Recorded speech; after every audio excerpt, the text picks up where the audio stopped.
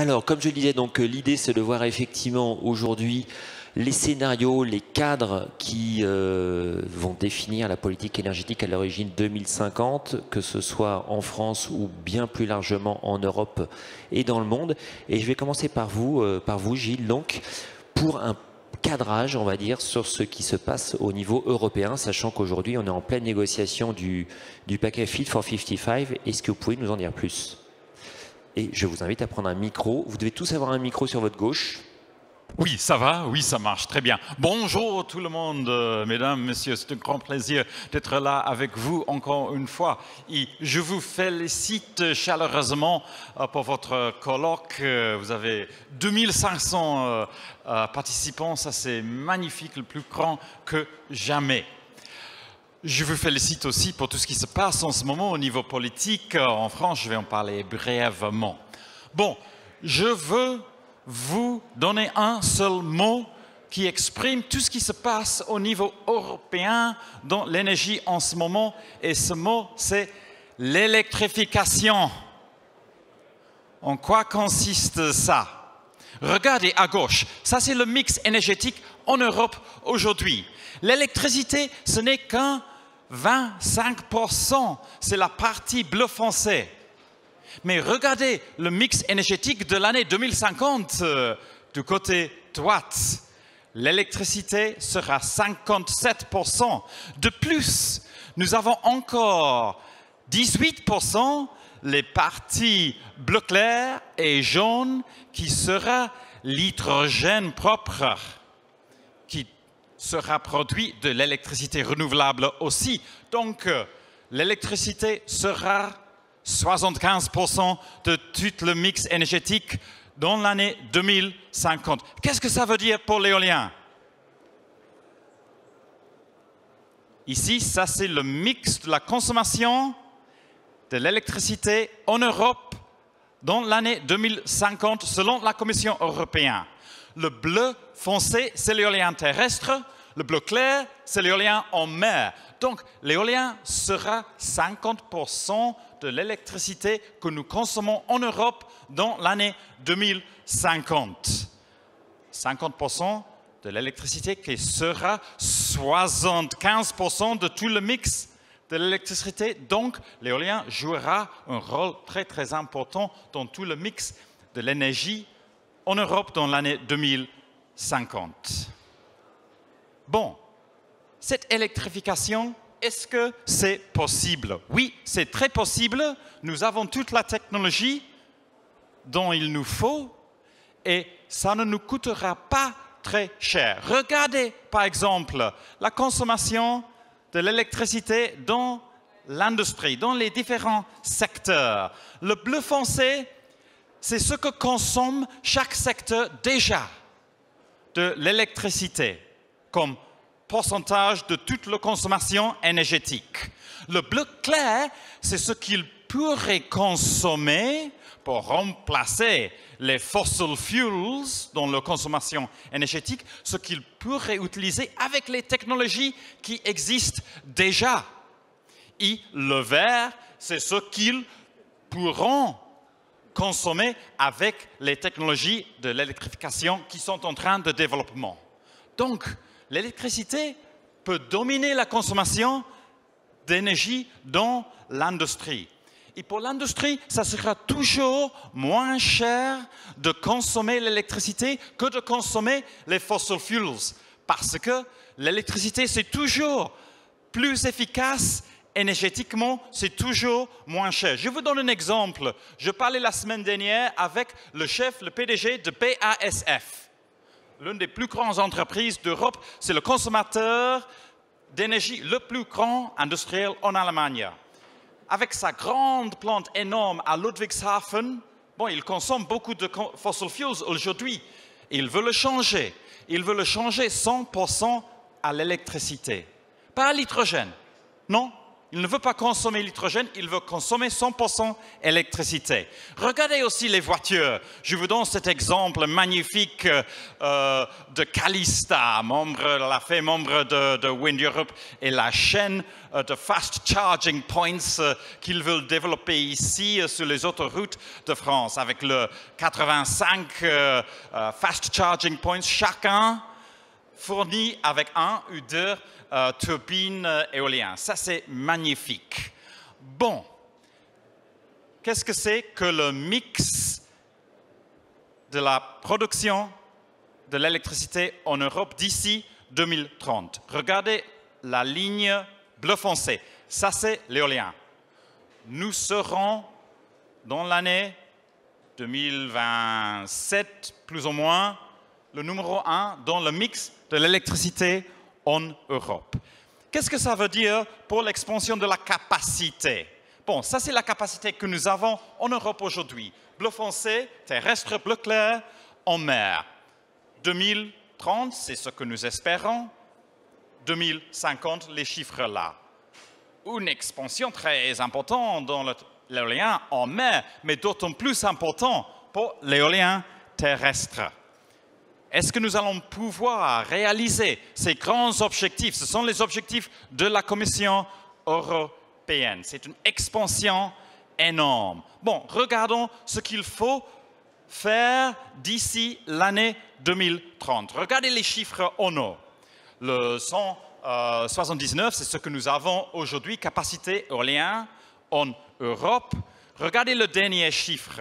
452, avec le nouvel objectif de l'Union européenne, 40% énergie renouvelable dans l'année 2030, nous avons besoin de construire jusqu'à 452. Ça veut dire, si vous regardez en bas, que nous construisons chaque année, pas les 15 gigawatts par an que nous construisons en Europe en ce moment, mais 30 gigas par an. Il nous faut doubler notre capacité, notre rendement de construire les nouveaux parcs terrestres et en mer. Et ça, c'est un très grand défi.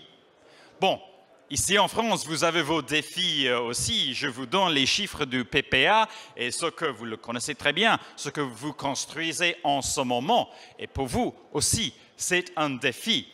Et n'oubliez pas que les chiffres du PPA sont les chiffres pour l'objectif européen de renouvelable 32%. Maintenant, nous avons un objectif 40%.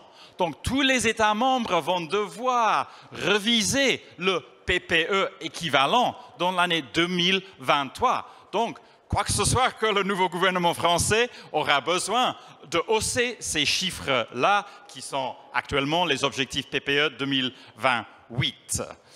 Bon, un grand défi. Mais je veux vous donner de bonnes nouvelles. Il me semble que les choses ne vont pas si mal en France. Les choses vont assez bien. Vous avez vos 10 mesures. Félicitations. Et les choses vont beaucoup mieux ici qu'en Espagne. Savez-vous ce qui se passe en Espagne en ce moment? Le gouvernement, comme réponse au prix d'énergie dans les marchés en ce moment, vient d'imposer les nouveaux impôts sur beaucoup de parcs éoliens. Il nous faudra payer entre 40 € et 100 € pour chaque mégawatt-heure que nous produisons. Parce que le gouvernement estime que nous gagnons plus d'argent avec les prix wholesale plus élevés. Ils ne reconnaissent pas que nous vendons la plupart de ce que nous vendons en Espagne avec les prix fixes, avec les contrats à long terme. Mais de toute façon, ils font ça. Résultat, nous avons supprimé l'opération de beaucoup de parcs éoliens en Espagne. Parce que nous ne voulons pas perdre de l'argent. Bien sûr. Iberdrola a cessé la construction de le nouveau parc éolien en Espagne grâce à la confusion qu'a créé le gouvernement. Un gouvernement avec Teresa Ribera, supposément très vert. Et c'est ce qu'ils font. En Pologne, nous avons toujours la règle 10H. Ça veut dire que nous ne pouvons rien construire moins de 10 km de chaque maison. En Pologne, le gouvernement dit qu'il veut l'assouplir, mais pas encore. En Allemagne, nous avons confusion toujours, mais il y a l'espoir. Nouveau gouvernement, il sera une bonne coalition avec grande influence des Verts. Nous aurons les nouveaux objectifs pour le terrestre et l'éolien en mer plus élevés de ce que nous avons en ce moment. Et je vous dis autre chose, le drapeau ne figure pas là, mais le gouvernement britannique, ils sont sur le point de lancer le plus grand enchère que jamais de 12 gigawatts au mois de décembre. Et en partie de cela, il y aura une partie pour l'éolien terrestre. Pour la première fois depuis 6 ans, oui, le gouvernement britannique pousse l'éolien terrestre. Donc, si vous avez des problèmes avec M. Bertrand, dites-lui que même le gouvernement conservateur britannique pousse l'éolien terrestre. Bon, le plus grand défi, bien sûr, ce sont les permis. Bonne nouvelle, la Commission européenne a annoncé hier, comme partie de leur nouveau toolbox pour répondre aux crises dans les marchés énergétiques, que l'année prochaine, ils vont publier de nouvelles lignes directrices aux États membres pour leur aider à simplifier leurs règles et procédures pour les permis. Ça sera un document très important et nous travaillons bien sûr en tant que Wind Europe très étroitement avec la Commission sur cela. Deuxième défi, les réseaux. Il faut investir beaucoup plus d'argent dans les réseaux de ce que nous investissons en ce moment. Vous voyez, ce que nous investissons aujourd'hui, c'est moins que dans le passé, mais il faut le doubler, surtout dans les réseaux de distribution. Et je sais que M. Xavier Piéchazic, qui était là parmi vous aujourd'hui, il en est très conscient. Je vous parle très rapidement du paquet Fit for 55 au niveau européen. Quelque chose que nous voulons introduire dans ce paquet, dans la nouvelle directive renouvelable européenne, c'est une définition des projets hybrides. Ça veut dire combiner éolien solaire. Et je vous demande à encourager le gouvernement français de soutenir cela aussi. Ça nous aidera à développer ces projets combinés avec le grand facteur de capacité qui seront d'autant plus importants dans l'avenir. Deuxième chose que nous voulons dans le paquet Fit for 55, ce sont les nouvelles règles pour les garanties d'origine. Ici, nous avons une agenda beaucoup plus défensive. La Commission a proposé ce que nous voulions, ça veut dire supprimer ce loophole dans les règles en ce moment qu'utilise le gouvernement français qui dit non, non, non, nous ne donnons pas des garanties d'origine aux projets qui reçoivent les revenus publics des enchères. Il faut qu'eux, ils nous achètent, ils nous paient à nous à travers ces enchères, non pour la garantie d'origine. Ça tue les PPAs. Et il faut le changer. La Commission est d'accord. La France est l'un des États membres qui n'est pas tout à fait d'accord. Et je vous demande à l'encourager de se rendre compte de l'importance de ce changement dans la directive renouvelable. Dernière observation sur la politique européenne. Au mois de décembre cette année, nous aurons des nouvelles lignes directrices des aides d'État. La Commission, très important pour les règles sur les enchères, ce que les États membres peuvent et ne peuvent pas faire. Nous poussons pour que la Commission dise c'est très bien de continuer à faire les enchères technology specific. Aussi, que les États membres sont encouragés de continuer à faire les enchères avec les CFDs, Contracts for Difference. Nous verrons les résultats au mois de décembre. Et en finale, je vous encourage à venir à Copenhague à l'événement annuel Wind Europe le 23 au 25 novembre, tout en présence physique, comme vous avez nous donné un très bon exemple ici au parc Foral. Je vous invite à se revoir là très chaleureusement. Merci pour votre attention. Merci Giles. Merci pour cette présentation. Alors juste peut-être quelques questions, parce qu'au début vous nous avez présenté des courbes qui étaient ambitieuses en matière d'éolien. Comment est-ce que le paquet Fit for 55 peut intercepter ces courbes? Quelles seraient les conséquences? Parce que le paquet Fit for 55, il y a encore les arbitrages qui sont à prendre. Là vous avez montré des courbes clairement où l'éolien était en croissance, hein, même carrément prioritaire. Comment est-ce qu'il peut encore y avoir des ajustements à la marge? Ça veut dire les ajustements dans le paquet Fit for 55. Donc, il ne nous faut pas de grands ajustements dans les propositions de la Commission. La seule chose que nous voulons, c'est ce changement pour encourager les investissements dans les packs combinés. Donc c'est ce que vous souhaitez en fait, c'est ce que vous aimeriez, mais ce n'est pas forcément ce qui va en ressortir. Bon, on verra ce qui va sortir. Nous ne faisons plus de soucis pour défendre les bonnes propositions que la Commission a faites que de gagner de nouvelles choses. Et ce qui est en danger, tout d'abord, c'est l'objectif 40%, peut-être, nous ne savons pas. Ce qu'a proposé la Commission sur les garanties d'origine, ça c'est en danger au Conseil, spécialement attaqué peut-être par la France, par l'Espagne, peut-être par l'Allemagne. Donc, on verra ce qui sortira. Mais notre plus grand souci que tout cela, c'est comment, au fond, nous allons pouvoir doubler le taux d'installation de nouveaux parcs. Ça, c'est le grand défi d'aller des 15 gigas que nous construisons chaque année en ce moment aux 30 gigas que nous devons construire chaque année pour réaliser les objectifs selon Fit for 55, le nouveau objectif 40%. Et pour cela, c'est la simplification des permis qui est primordiale. Ce qui n'est pas une spécialité française. Alors du coup, quelles sont vos attentes par rapport à la prochaine présidence française de l'Union européenne ? Bon, la prochaine présidence française de l'Union européenne aura la bonne chance d'être dans la présidence au moment où on finalise les accords sur le paquet Fit for 55, donc avec une grande responsabilité, oui, ça c'est vrai.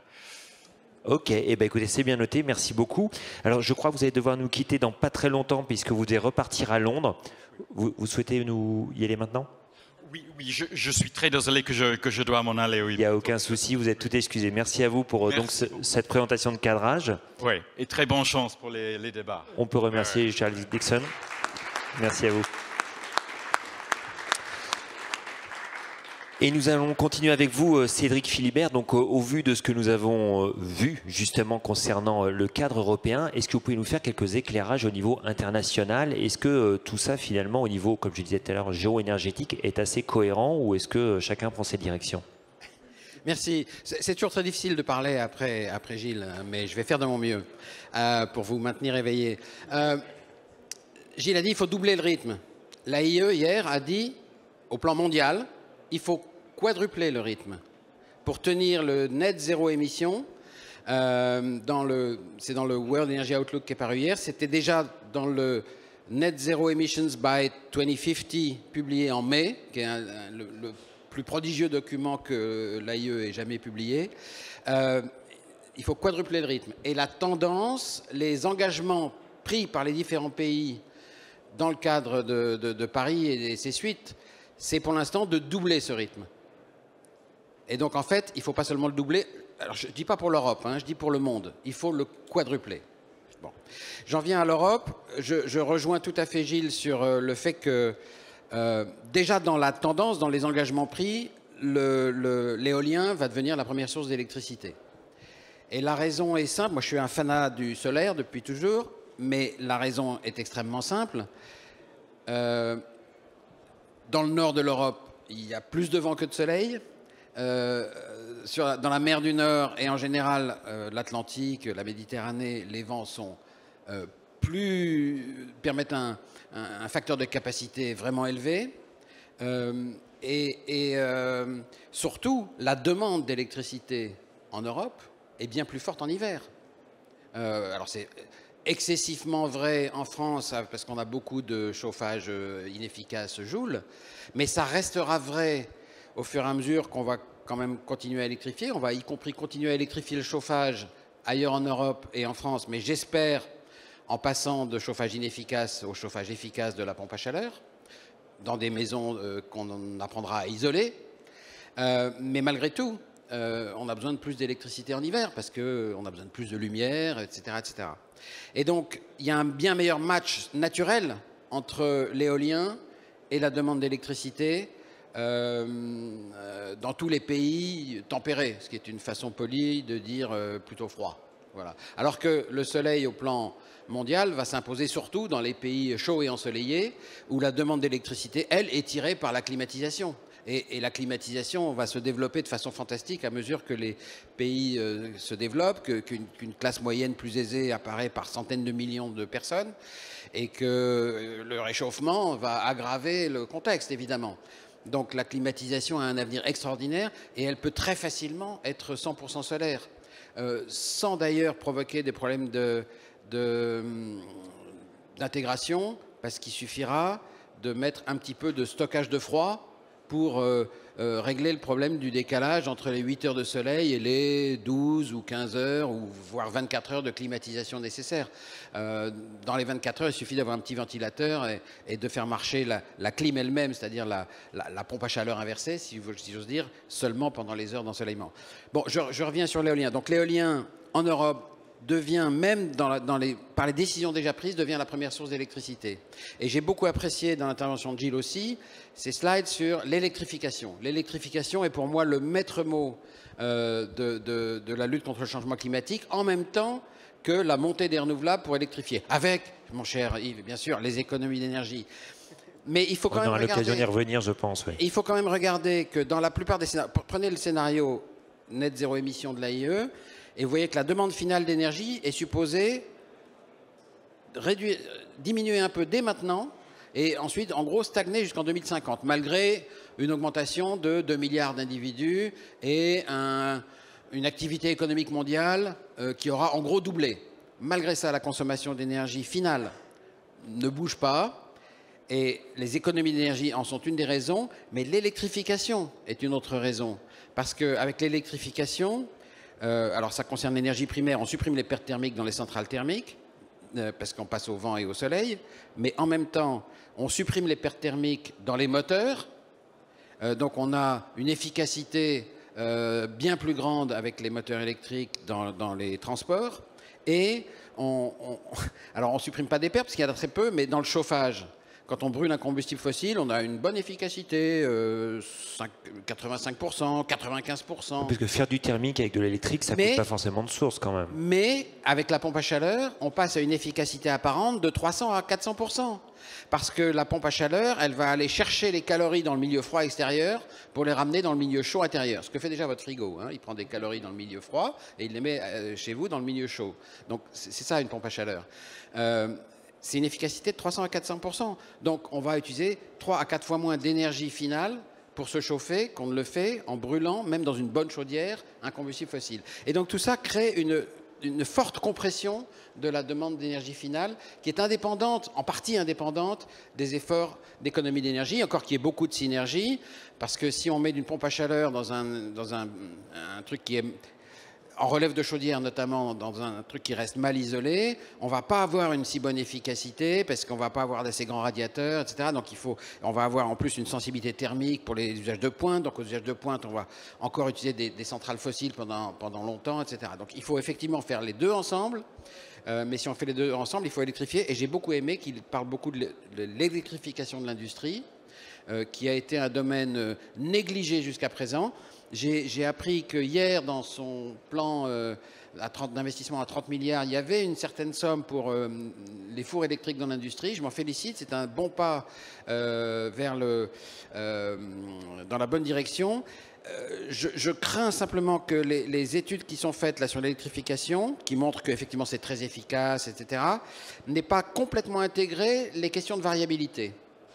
Et il va falloir qu'on y réfléchisse sérieusement, parce qu'on ne va pas pouvoir tout gérer au niveau du réseau. Enfin, je suis sûr que mon voisin va dire que si, mais je pense que... Enfin, peut-être pas d'ailleurs. Peut-être que, comme pour la climatisation, au fond, jouer sur la flexibilité dans la demande va jouer un rôle important. Pourquoi? Parce que stocker de la chaleur, c'est comme stocker du froid, ça risque de coûter 10 à 100 fois moins cher que stocker de l'électricité. Et donc, on va peut-être avoir besoin de stockage de chaleur à haute température, compact dans l'industrie, qui vont faciliter le fait d'électrifier très très fortement l'industrie. Mais c'est sûr que c'est la voie à suivre. Alors, tout à l'heure, vous disiez qu'il fallait passer de x2 à x4 en matière de rythme de développement des ENR pour atteindre les objectifs. Ça pose de sacrés défis. Quels sont-ils ? Au-delà, effectivement, des réseaux, ça on l'a dit et on y reviendra très certainement, développer l'efficacité énergétique, techniquement, technologiquement et politiquement, même j'ai envie de dire, ça pose des sacrés défis. Oui, je n'ai pas réponse à toutes les questions qui se posent là, au sens où il y a beaucoup de choses à faire pour mieux expliquer les projets, mieux les faire accepter, mieux, etc. Je crois que, enfin, moi, ce que j'essaye de faire, c'est de montrer à quel point c'est indispensable. Et à quel point, alors ça c'est en particulier dans le contexte français, à quel point le nucléaire n'est pas une alternative aux renouvelables. Si on décidait de mettre en chantier des nouveaux EPR, ils ne produiraient pas d'électricité avant 2035. Et si on en construisait 10 ou 12, ça nous ferait 30% d'électricité en 2050. Donc, dire il ne faut pas aller aux 50%, c'est un objectif politique, c'est le résultat d'une tractation politique, tout ça c'est de la stupidité notoire. La question est de savoir si on va réussir à maintenir 50% et pendant combien de temps, ou si on va traverser l'espace de 70% à 5% sans faire de pause. Ça, c'est une vraie question, et je veux bien qu'on la pose. Si vous lisez les rapports de l'autorité de sûreté nucléaire sur le grand carénage et la prolongation des centrales nucléaires existantes de 10 ans, voire de 20 ans, enfin pour l'instant, ils ne parlent que de 10 ans, eh ben, c'est pas du tout évident, parce que la tâche est considérable, y compris la leur. Je ne sais pas si... hier, dans les 30 milliards, on a donné un peu d'argent à l'ASN, mais si on ne donne pas d'argent à l'ASN, les choses ne vont pas avancer. Et le grand carénage... On est déjà en retard, en réalité. On a déjà des centrales qui ont plus de 40 ans et qui fonctionnent. Et elles ne devraient pas. Elles ne devraient pas. Et si un jour on a un pépin... bon, je ne le souhaite pas, hein, mais à Nogent-sur-Seine... On est sur des palettes, vous pouvez toucher du bois. À Nogent-sur-Seine, ce ne sera plus tellement la peine de parler de relocalisation, etc., parce que la France, elle sera dans un drôle d'état. Voilà, donc il faut quand même faire très très attention à ça. Et si on ne veut pas manquer d'énergie ou construire à toute vitesse des centrales à gaz en 2030 pour être là en 2032, il faut vraiment développer les renouvelables maintenant. C'est la priorité numéro 1. Et on se perd un peu dans des fausses priorités. L'hydrogène, ça va jouer un rôle, c'est pas la priorité. La priorité, c'est de faire de l'électricité renouvelable et des économies d'énergie. L'hydrogène, bon, je veux bien qu'on en fasse un peu. Hein, j'ai été parmi ceux qui ont ramené le sujet sur la table, mais il ne faut pas faire d'illusions. Alors là, j'ai un petit désaccord avec Gilles. Tant de électrique-gaz, là, de e-gaz via l'hydrogène, j'y crois pas une minute.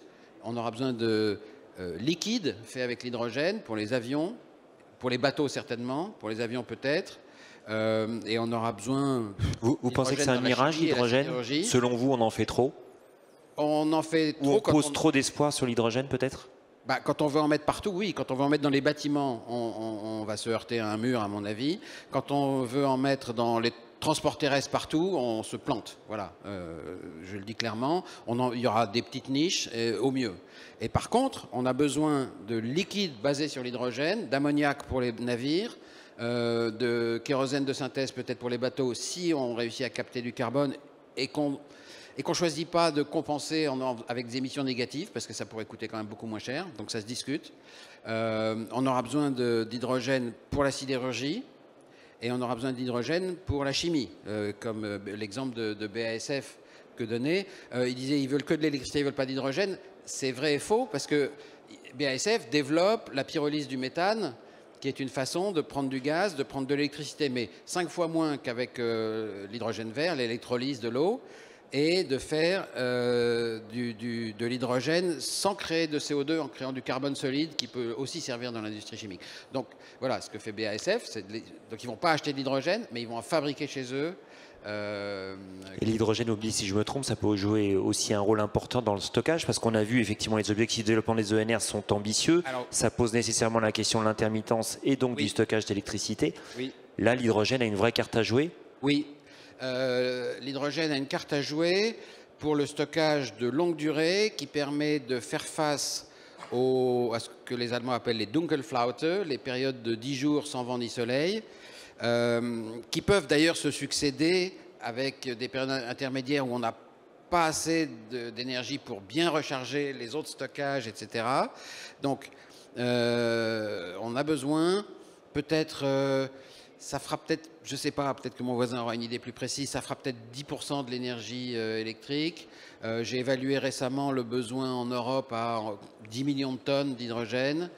C'est à peu près ce que l'Europe consomme aujourd'hui, tous usages confondus. Hein. Il y aurait peut-être besoin de ça. Et celle-là sera vraisemblablement produite par électrolyse de l'eau ou dans des vaporéformeurs électrifiés. Hein, parce que la bonne solution pour faire de l'hydrogène bleu, c'est pour qu'il soit vraiment vraiment vert, si j'ose dire, aussi vert que possible, c'est de le faire avec, en électrifiant d'abord les vaporéformeurs, en utilisant le gaz naturel que comme un feedstock, comme une matière première et pas comme une source d'énergie.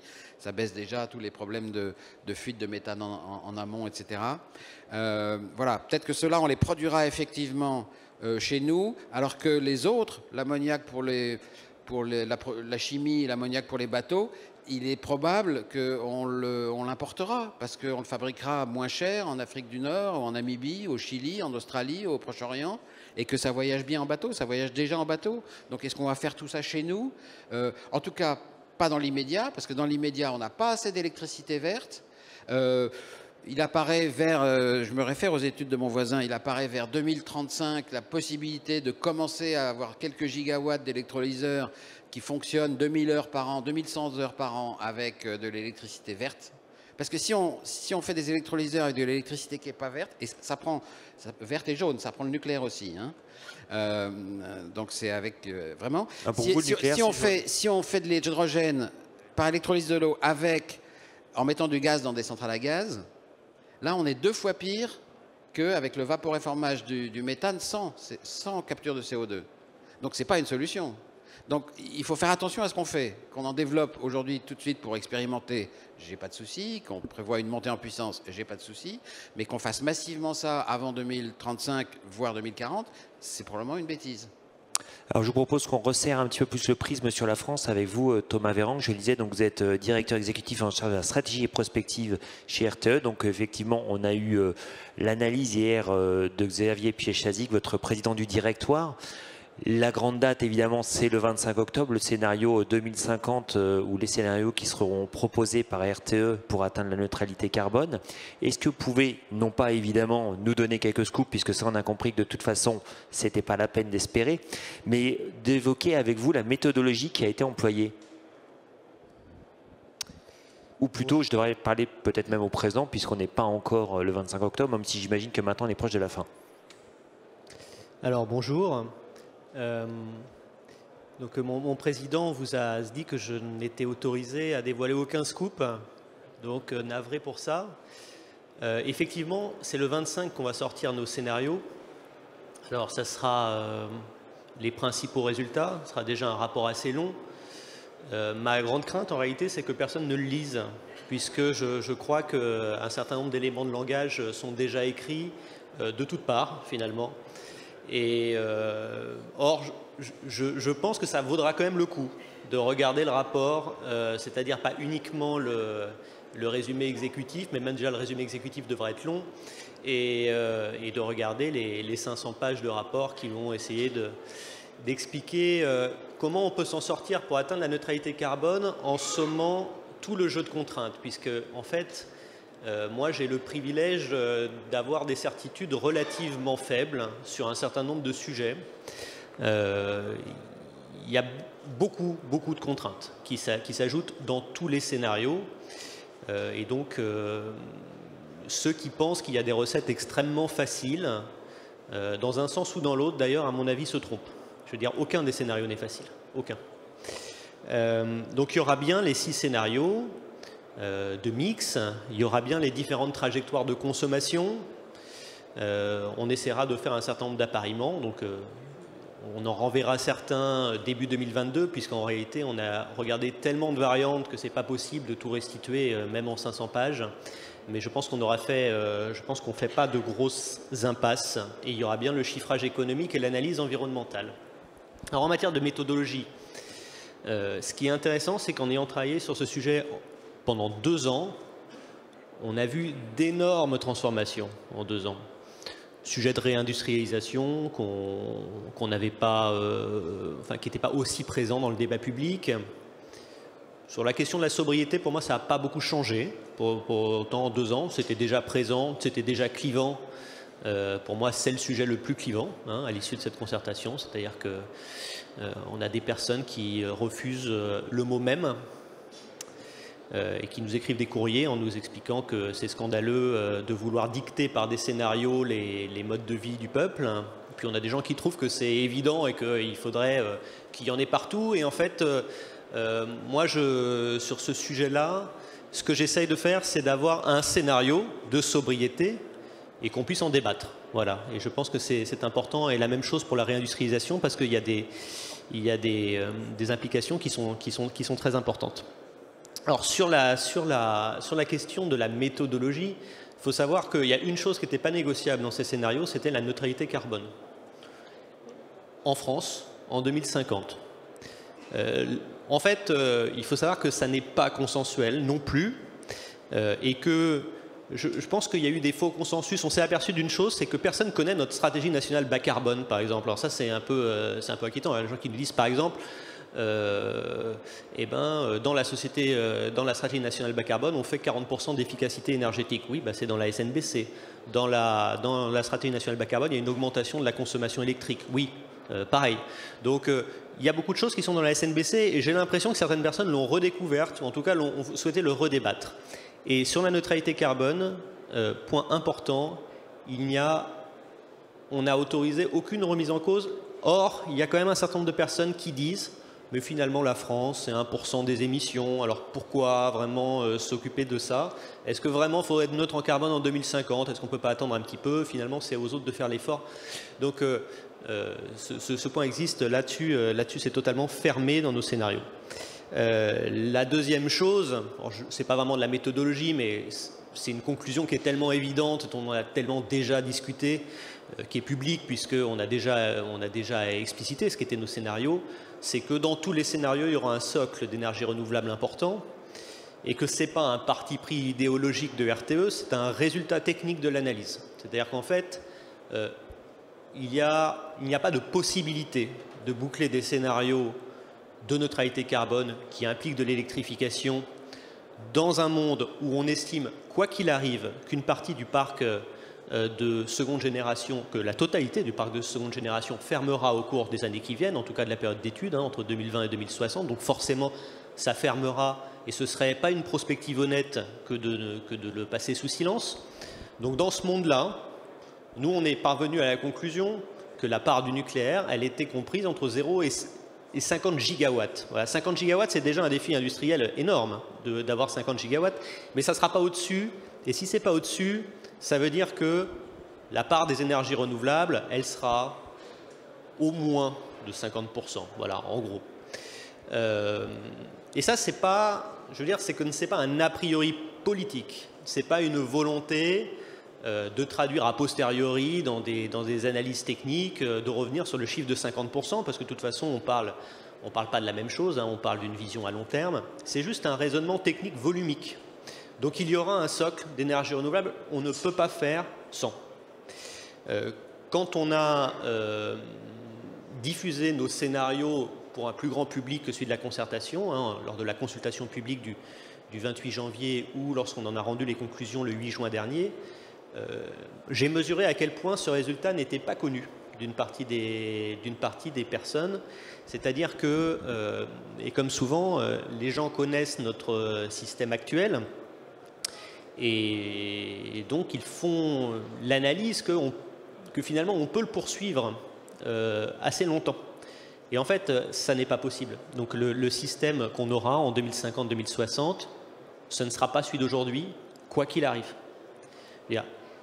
On a décidé méthodologiquement de ne pas faire ressortir le nouveau nucléaire de l'analyse d'une optimisation économique, c'est-à-dire qu'on a cadré a priori des scénarios avec ou des scénarios sans. Parce qu'on pense que c'est un des grands sujets de débat et qu'on ne veut pas réduire cette question juste à une analyse économique. Mais en faisant ça, on est bien dans le cadre que j'ai indiqué, c'est-à-dire qu'on veut donner des éléments pour documenter ce choix et on sait bien que de toute façon, dans les scénarios avec du nouveau nucléaire, les premiers réacteurs arrivent au plus tôt en 2035. Les facultés d'accélération qui sont discutées dans nos scénarios produisent des effets qu'on voit dans les scénarios à partir de 2045. Et donc c'est toute cette problématique qu'on intègre quand on fait la scénarisation. Voilà, donc ça, d'un point de vue méthodologique, c'est sûr que c'est un point important. Alors après, notre analyse, c'est d'essayer d'identifier un certain nombre de jalons, d'essayer d'identifier à quel moment, je ne vais pas dire à quel moment il faut prendre telle décision, mais notre équation énergétique est quand même extrêmement contrainte. Alors finalement, Gilles Dickson n'a pas tant parlé que ça du Fit for 55, mais enfin, on peut parler de neutralité carbone en 2050, mais faire moins 55% net en 2030, c'est extrêmement ambitieux. Donc, comment nous, on fait ça? Eh bien, nos scénarios sont basés sur la SNBC, mais on a une trajectoire d'accélération 2030 qui essaye de regarder comment on peut réussir à dépasser les rythmes de décarbonation qu'on a déjà indiqués. Je pense que j'ai déjà parlé des énergies renouvelables, c'est un socle, il va de toute façon falloir, et dans quasiment tous les scénarios, il faut accroître le rythme d'installation. La question du nucléaire, vous verrez comment elle est traitée dans nos scénarios. Donc, le nucléaire, c'est une énergie bas carbone. Elle engendre un certain nombre de discussions de nature industrielle, éthique, environnementale, etc. Mais du point de vue environnemental, finalement, toutes les énergies soulèvent un certain nombre de discussions. On essaye de les traiter sur un pied d'égalité dans le rapport. Je pense toujours que l'efficacité énergétique est quelque chose d'absolument indispensable. Je pense que notre rapport montre bien l'intérêt d'aller au-delà avec des approches de type MDE ou sobriété, on les appellera comme on veut. Et puis de manière générale, nous serons face à une problématique qui est que pour atteindre ces objectifs, il va falloir installer de la production d'électricité. Il faudra des nouvelles installations finalement dans les scénarios avec du nucléaire, avec des ENR. Il les faudra, et là, le sujet c'est celui-là. On est dans une situation où finalement notre système énergétique dépend très largement des énergies fossiles. Donc en fait, il est globalement très peu visible dans le pays. Et quant à notre système électrique, il repose largement sur le nucléaire. Donc il est très concentré en certains points du territoire. Donc une nouvelle fois, il est très peu visible. Donc, il nous semble que ce qui se joue, c'est la visibilité de ces infrastructures. Cette problématique de visibilité à un table ronde à suivre. Effectivement, moi la question que je voulais vous poser, c'est quelle serait la fragilité, on va dire, de vos scénarios face à des renversements brutaux de situation? Je vais vous en citer deux potentiels. Un, moratoire sur l'éolien. On en a déjà entendu parler et on n'est jamais à l'abri effectivement du fait que ça revienne, primo. Et puis secondo, pas plus tard qu'il y a une dizaine de jours environ, Xavier Bertrand, lors d'une interview sur France Info, disait que s'il était élu, il remettrait en cause les objectifs de la loi de transition énergétique et revenir sur la diminution de la part du nucléaire. Est-ce que ce genre d'événement viendrait fragiliser vos scénarios, ou est-ce que c'est compatible quelque part avec ce genre de décision un peu brutale?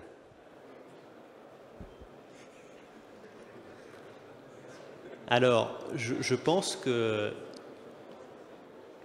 nos scénarios ne seraient pas fragilisés. Je vais vous expliquer pourquoi. Nos scénarios, ils sont basés sur des réalités industrielles. C'est tout. La part de 50% du nucléaire, à court terme, c'est une question de nature politique au sens noble du terme. C'est est-ce qu'on veut diversifier le rythme? Pourquoi? Qu'est-ce qu'on veut atteindre? Est-ce que 50% c'est pour sortir du nucléaire? Ou est-ce que c'est pour avoir un équilibre entre les énergies? Enfin, tout ça, c'est ouvert au débat. Je vous ai dit, à long terme, le fruit de notre réflexion, il est basé sur les contraintes documentées d'installation dans chaque filière. Donc, en fait, la discussion politique, elle ne peut pas bouger en tant que telle les réalités industrielles. Voilà. Donc je ne crois pas que ça fragiliserait. Je pense que on regarde des scénarios, on va dire, extrêmes dans notre travail. Pourquoi? Parce que lorsque nous avons organisé la consultation publique au premier semestre, on s'est aperçu que dès lors qu'on sort du débat des experts, en fait, les propositions sont beaucoup plus clivées et en réalité beaucoup plus extrêmes. Donc on a deux configurations qu'on appelle alternatives, qui sont d'une part le moratoire sur les énergies renouvelables et d'autre part la sortie immédiate du nucléaire. Bon, ces deux scénarios posent des difficultés immédiates ou quasi immédiates qui portent tant sur la sécurité d'approvisionnement en électricité que sur le respect de nos trajectoires climatiques. Donc en fait, ces scénarios-là, on les regarde bien. Donc vous avez une... Mais ils sont, je veux dire, la conclusion technique qu'on peut y apporter est assez claire. Donc ce n'est pas nos scénarios en tant que tels que ça bougerait, ça peut être le respect de nos trajectoires climatiques, et ça, ce serait beaucoup plus embêtant que si ça bougeait de nos propres scénarios. Cédric Philibert, très rapidement, avant que je donne la parole à Yves Marignac. Non, non, mais c'est exactement ce qu'il vient de dire, c'est-à-dire si on prend du retard, si on a un moratoire, si on a une baisse de rythme, alors qu'on doit avoir une accélération forte sur l'équipement éolien et solaire, si on prend du retard, ce qui est mis en cause, c'est effectivement la trajectoire de réduction des émissions de gaz à effet de serre du pays. Et donc la crédibilité de sa position internationale, de la position de l'Europe au plan international. Et je pense, moi, que si un pays comme la France s'écarte massivement de sa trajectoire, tout le monde le fera. C'est un énorme, oui, c'est la porte ouverte. Exactement, c'est la porte ouverte, etc. Donc on peut absolument pas permettre ça. J'ai une toute petite question aussi, je peux. Allez-y. Non, il ne faut pas remettre en cause, évidemment, la neutralité carbone du pays en 2050, mais sur la trajectoire, il y a quelque chose dans la SNBC qui m'a toujours interrogé, c'est est-ce qu'on est obligé d'avoir exactement la même chose pour le système électrique? C'est-à-dire, si le système électrique, par son expansion et l'électrification, permet de massivement décarboner l'ensemble du pays, est-ce que c'est si grave si, par exemple, il y a un poil plus de gaz dans la production électrique française parce que s'il s'agit de pallier des Dunkelflaute sur 1000 heures par an, on ne va pas le faire avec du nucléaire. Ça n'a pas de sens de dire que le nucléaire est le meilleur complément à la variabilité des renouvelables, parce qu'on ne va pas construire des centrales nucléaires pour 1000 heures par an, alors qu'une centrale à gaz, oui. Donc voilà, est-ce que c'est si grave si... Voilà, c'est quelque chose qui m'a toujours interrogé sur la SNBC. Et quand tout à l'heure tu as parlé de... On ne remet pas en cause la trajectoire, est-ce que c'était pour le pays, bien sûr, mais est-ce que c'était aussi forcément pour le système électrique seul? Alors, effectivement, je pense que ce qui est le périmètre pertinent, c'est de regarder les émissions pour le pays. Et une autre chose qu'on fait aussi, qui est à mon avis encore plus importante, c'est de regarder l'empreinte. Et en fait, ce sont ça, les deux métriques. Donc, on ne s'astreint pas à avoir à avoir au niveau du système électrique le même type de trajectoire. Pour autant, on n'arrive pas à la conclusion qu'on a des options réalistes dans lesquelles on aurait une grosse bosse des émissions du système électrique. Donc effectivement, je pense qu'il faut garder en tête la neutralité à l'échelle du territoire, si possible, et même pas si possible, je pense, en ayant en tête le souci de l'empreinte. Alors Yves Marignac, donc je le disais, vous êtes chef du pôle énergie nucléaire et vous aussi, vous êtes le dernier à prendre la parole donc, sur ce premier tour de table.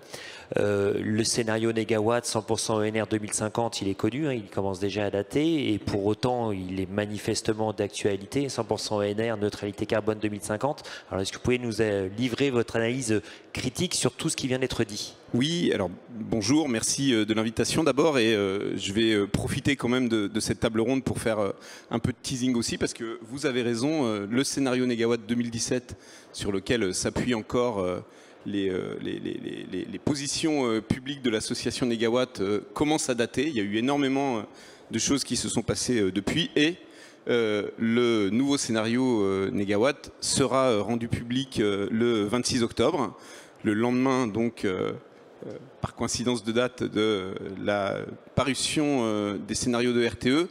Et cette publication fera l'objet d'une réunion publique et d'une retransmission sur Internet. Donc je vous invite tous à vous y inscrire. Globalement, je ne vais pas non plus dévoiler des chiffres du nouveau scénario, mais son inspiration va rester dans la continuité de nos travaux. Et peut-être avant de me positionner par rapport à des choses qui ont été dites, je vais rappeler pourquoi on fait un scénario, parce que je pense qu'on a été assez précurseur sur un certain nombre de choses dont on parle aujourd'hui. En fait, ça revient au titre même de cette table ronde, c'est penser le futur pour agir aujourd'hui, c'est-à-dire travailler une ou des visions prospectives. Alors dans le cas de RTE, c'est des visions contrastées pour éclairer le débat et la décision. Dans notre cas, c'est une vision qui cherche à optimiser un ensemble d'enjeux et de critères que l'on prend en compte.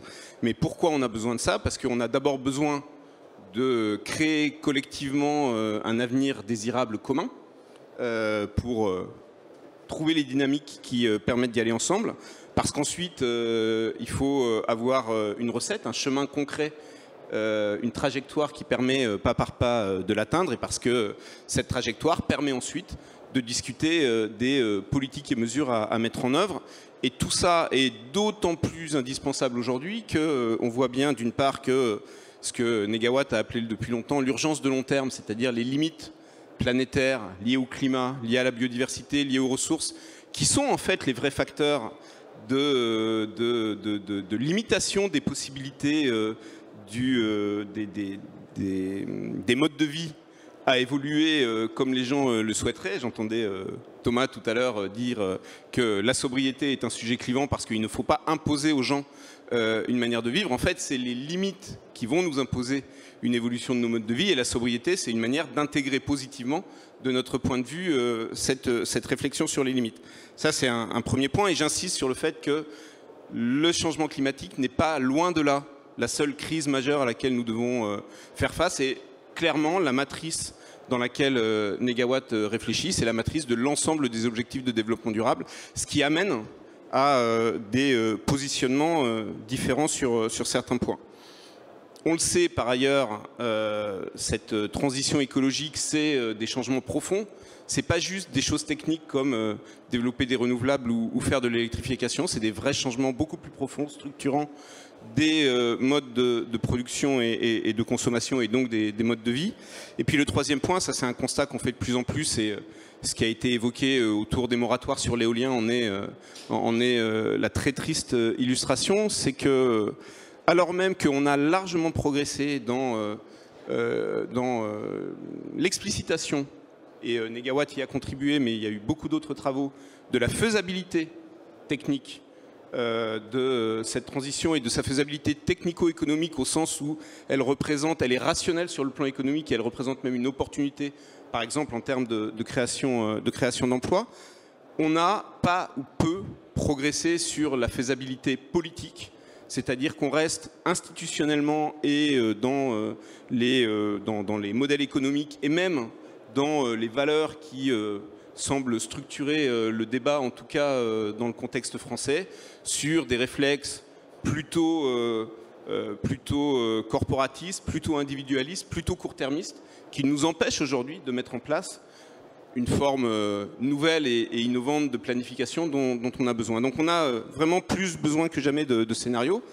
Et de ce point de vue-là, vous le savez déjà sans doute, hein, mais l'approche de Negawatt, ça a toujours été et ça reste de faire une modélisation avant tout physique, parce que c'est comme ça qu'on peut représenter concrètement les changements et traiter de cette question des limites, et de s'appuyer sur un triptyque qui commence par la sobriété au sens d'une intelligence d'usage, pas du tout au sens d'une restriction, qui intègre évidemment l'efficacité énergétique et qui finit par la substitution d'énergies moins soutenables par des énergies plus soutenables, donc d'énergie basée sur des stocks, ce qui inclut pour nous les énergies fossiles évidemment et le nucléaire, par des renouvelables.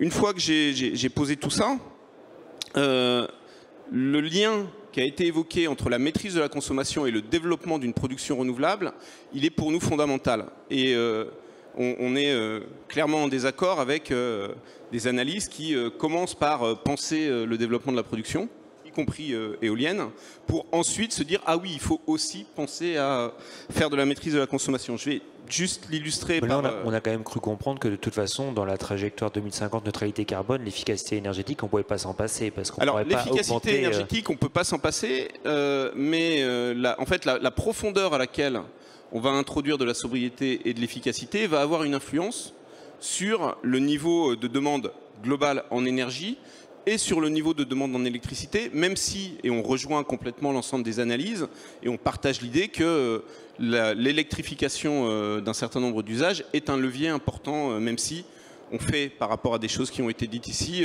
on conserve dans notre vision une part plus importante que beaucoup d'autres visions à la ressource biomasse sous forme solide et sous forme gaz. Mais l'électricité devient le vecteur dominant du système énergétique. Par contre, quand on parle de sobriété, par exemple, l'électrification des véhicules, pour nous, elle vient après des réflexions sur le changement de dimensionnement des véhicules, sur des usages plus partagés des véhicules, L'industrialisation, enfin l'électrification dans l'industrie, évidemment, mais pour nous, elle vient après des réflexions sur le volume de biens et d'équipements produits, sur la lutte contre l'obsolescence programmée, sur la lutte contre les gaspillages et donc sur une contraction des besoins de production industrielle.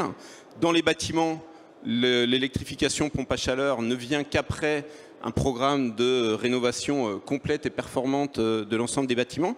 Et tout ça conduit en fait, même si on est dans une vision avec beaucoup d'électrification, à un volume global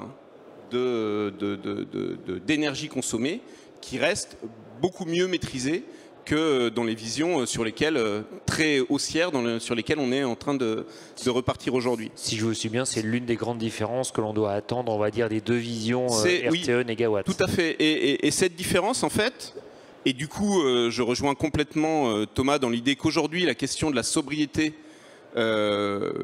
perçue comme une réinvention de notre modèle productif et une sortie, en fait, du modèle productiviste ou perçue comme une contrainte insupportable sur l'économie et les ménages est réellement le sujet de débat majeur. Et la différence que ça fait, et j'en viens à la question de la production, c'est que cette question de maîtrise du volume d'énergie à produire ou non a évidemment une influence déterminante sur les options que l'on peut prendre sur l'évolution du mix. C'est-à-dire nous sommes tous d'accord pour dire qu'il faut développer massivement les renouvelables, mais dans notre vision, ce développement massif des renouvelables, même compte tenu de l'ensemble des contraintes dont on a parlé, permet d'atteindre 100% de fournitures renouvelables sur l'ensemble de l'énergie, 100% bien sûr sur les renouvelables électriques. Et on a été pour le coup très précurseur dans l'affirmation de la possibilité de ce système. Et pour dire quand même un mot important sur l'éolien, l'éolien dans cette vision est à long terme, chez nous aussi, la principale source non seulement d'électricité mais d'énergie du pays. Et à l'appui de ça, on a quand même des réflexions et on s'appuie sur tout le retour d'expérience sur la capacité de l'éolien à se développer en maîtrisant les impacts sur la biodiversité, les impacts matériaux, les impacts usage des sols et sur une trajectoire, sur le fait, je finis là-dessus, qu'une trajectoire basée sur le développement important de l'éolien, globalement, adresse bien mieux l'ensemble des objectifs de développement durable qu'une trajectoire de très forte augmentation dans laquelle on serait contraint, même avec un développement important de l'éolien et des autres renouvelables, de réinjecter du nucléaire. Et voilà, cette différence-là, c'est vraiment la question de la maîtrise de l'effort d'investissement qui est devant nous. On a un système électrique vieillissant en fin de cycle et un besoin massif de réinvestissement. Avant qu'on parle production, oui, voilà, non mais juste voilà, la maîtrise de ce besoin de réinvestissement, des efforts, des coûts et de l'acceptabilité de tous les équipements à construire passe de notre point de vue par une priorité à la sobriété et à l'efficacité pour permettre un développement serein jusqu'à 100% des énergies renouvelables. Alors avant que je vous laisse effectivement dérouler sur la production, Thomas Vérin souhaitait réagir. Alors c'est pas vraiment une réaction à ce que vient de dire Yves, mais c'est pour essayer d'avoir le panorama complet. Je ne laisserai pas dire qu'il n'y a pas une vision RTE, une vision négawatt de la consommation. En réalité, les chiffres, notre trajectoire de référence par rapport à celle qu'a présentée Gilles, elle est plus basse. J'espère que tout le monde a bien ça en tête. Elle est plus basse que celle de la Commission européenne, elle est plus basse que celle de l'AIE. Et si jamais on rouvre la question de la trajectoire de consommation dans nos scénarios, il faut savoir qu'il n'est pas du tout certain que ça soit pour aller dans un sens baissier, vu l'ensemble de ce qui a été mis sur la table. Je dis ça pas pour dire quel est le sens souhaité, c'est finalement pas mon propos. Simplement pour dire que je pense que si on fait une analyse honnête des différentes trajectoires de consommation et des différents rythmes d'électrification qui sont aujourd'hui posés sur la table par les principales agences qui font de la prospective, il va être très difficile de soutenir que notre trajectoire est particulièrement haussière. Et dans notre concertation, on s'est fait particulièrement secouer de ce point de vue-là. Alors, ce qui me ramène à mon propos sur ce que j'ai dit sur la question de la sobriété, moi, ce que je pense, c'est que ce qu'on a essayé de faire, c'est de ne pas le mettre dans ce que j'appelle les notes de bas de page et de le remonter assez largement. Donc en fait, dans notre rapport, vous verrez le scénario sobriété. J'aurais dit qu'à mon sens, il n'est pas un scénario de régression qui conduirait à revenir au Moyen-Âge. Je le dis parce qu'il y a un certain nombre de gens qui vont le peindre comme ça. Je ne pense pas. Par contre, on est explicite sur ce que ça implique. Je pense que l'association Négawatt aussi, hein, elle ne cache pas les implications sociales. Je pense finalement qu'elle appelle à en débattre. Et finalement, notre souhait à nous, c'est de dire, si on fait ça, ça, ça et ça, alors voici l'impact que nous, on estime possible sur la consommation d'électricité. Et finalement, ce que je tire de notre travail sur la sobriété, c'est que ce n'est pas uniquement une question d'action individuelle. Ça nécessite des logiques d'action collective pour y parvenir. Et donc ça, du coup, on peut en débattre. Par contre, je vois moi quand même dans les aspects qui peuvent aller de l'autre côté, et c'est pour ça qu'il faut aussi en parler. C'est pour ça que cette question, elle n'est pas du tout simple. Si jamais on veut maîtriser l'empreinte et qu'on considère qu'on prend le point de départ actuel qui est qu'on importe beaucoup de biens manufacturés et qu'il y a un effort de réindustrialisation, ça peut tirer la consommation vers le haut. Donc en fait, je crois qu'il va falloir débattre sereinement de cette question sans dire « Ah, bah, il y a deux visions, la vision brutale c'est ici et la vision brutale de l'autre côté ». C'est beaucoup plus compliqué que ça. Yves Marignac, mais Cédric Philibert, vous voulez dire juste un petit mot? Oui, je savais bien que je trouverais des sujets de débat avec mon ami Yves. Je ne sais pas s'il faut faire une hiérarchie. Oui, en théorie, il faut d'abord évaluer les besoins et ensuite voir les moyens d'y répondre. Il ne s'agit pas de développer une offre et ensuite de trouver des clients. Hein, ça, on est bien d'accord. Cela dit, bon, quand je suis arrivé à l'AIE il y a 20 ans, les Américains qui étaient là nous ont fait comprendre que même les économies d'énergie, l'efficacité énergétique, c'était pas un sujet. C'était d'ailleurs aux États-Unis, on avait dit c'est un-American. Voilà. Donc c'est pas miscible dans l'esprit américain. Voilà. Alors il y avait quand même une division de l'efficacité énergétique. Elle a pris beaucoup d'importance. Et en particulier ces dernières années, grâce à Fatih Birol, c'est devenu un sujet tout à fait important, l'efficacité énergétique. Mais je dirais c'est sur le même pied que le changement technique. Et quand on regarde les derniers scénarios, on voit qu'il y a un rôle de sobriété. Donc, c'est-à-dire, je choisis de prendre mon vélo plutôt que mon auto, ou de ne pas acheter de voiture et de garder ma carte Navigo. C'est un choix. J'ai les moyens de faire un choix inverse, mais je fais ce choix-là pour plein de raisons, mais y compris pour des raisons de civilité à l'égard de la planète et des générations futures, etc. Donc ça fait partie. Et puis il y a une part du changement qui est le fait des grosses machines sur lesquelles le consommateur n'a pas grand-chose à dire. Il a éventuellement des choses à dire en tant que voisin, citoyen, et c'est pas toujours des choses bonnes qu'il dit.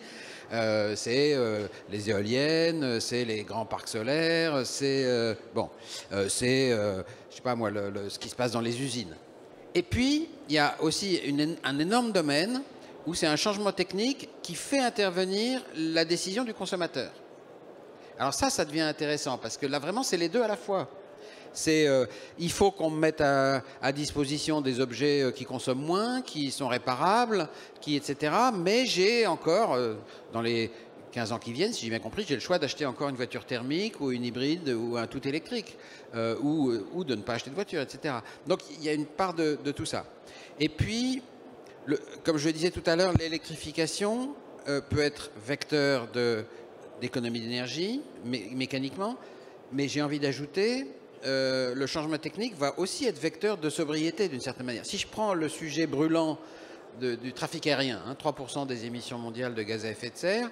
Donc vous avez aujourd'hui des gens, j'en fais partie, qui, surtout depuis que je ne suis plus à l'AIE, qui maintenant évitent et puis avec la pandémie, c'était encore plus facile, qui évitent de prendre l'avion, ou qui, voilà. Mais bon, quand je traverse la France, en général, j'ai toujours fait en TGV plutôt qu'en avion, quand je pouvais, etc. Bon. Après, les voyages très lointains, c'est différent, mais je ne vais pas en week-end à New York. Ça ne me viendrait pas à l'idée. Il y a des gens à qui ça vient à l'idée. Bon. Donc il y a une part de sobriété volontaire, mais si on fait un changement technique sur l'aviation et qu'on dit demain les avions vont brûler du e-kérosène, parce que l'avion à hydrogène, c'est pas demain, c'est après-demain. Donc on n'en parle pas, mais on parle du e-kérosène qui est la solution à portée de la main. C'est Fischer-Tropsch, on sait faire. De l'hydrogène vert, et bon, eh bien, au début, il va coûter 5 fois plus cher. Alors si j'en mets que 20% dans le mélange, c'est pas, au début il n'y en aura pas assez, donc j'en mettrai 20%, ça augmente de 200 € le prix d'un billet de Londres à Sydney. Bon, c'est un billet qui coûte déjà, ça dépend par... Plus de 1 000 € au moins. Bah, ça dépend avec qui on voyage, mais ça va jouer un rôle. Quand on peut aller en... Il y a des gens qui vont, je sais pas moi, des jeunes là, qui vont en vacances en Thaïlande, parce que ils arrivent par certaines compagnies à trouver un billet à 600 €. S'il est à 800 €, ça va pas être tout à fait pareil, etc. Puis quand on va si on monte plus en puissance et que le prix descend pas beaucoup, le gap va être plus... Et moi je trouve ça juste normal. L'avion est beaucoup trop pas cher et beaucoup trop bon marché. C'est le seul carburant qui n'est pas taxé. Il fait de la concurrence au train. Vous disiez que vous étiez toujours en débat, mais manifestement vous allez être assez d'accord là. Non, on a plein de points, d'accord, oui, mais. Mais on a des points de désaccord. Hein, la biomasse, t'en mets beaucoup trop pour moi. Alors avançons sur les outils de production. Oui, mais alors sur le fait que, enfin, sur le fait que je qualifie de haussière la trajectoire centrale de RTE, je vais m'en expliquer parce que évidemment. Il y a un enjeu derrière ça. Elle est haussière dans le sens où elle marque incontestablement une rupture avec l'évolution des projections produites par RTE depuis une vingtaine d'années, qui était au contraire à une vision de plus en plus aplatie de l'évolution à moyen long terme de la consommation d'électricité. Alors cette rupture, elle s'explique par l'introduction dans l'exercice de l'urgence de long terme que représente le changement climatique et de l'électrification. Il n'empêche que factuellement, elle est haussière dans le sens d'une évolution par rapport aux projections précédentes.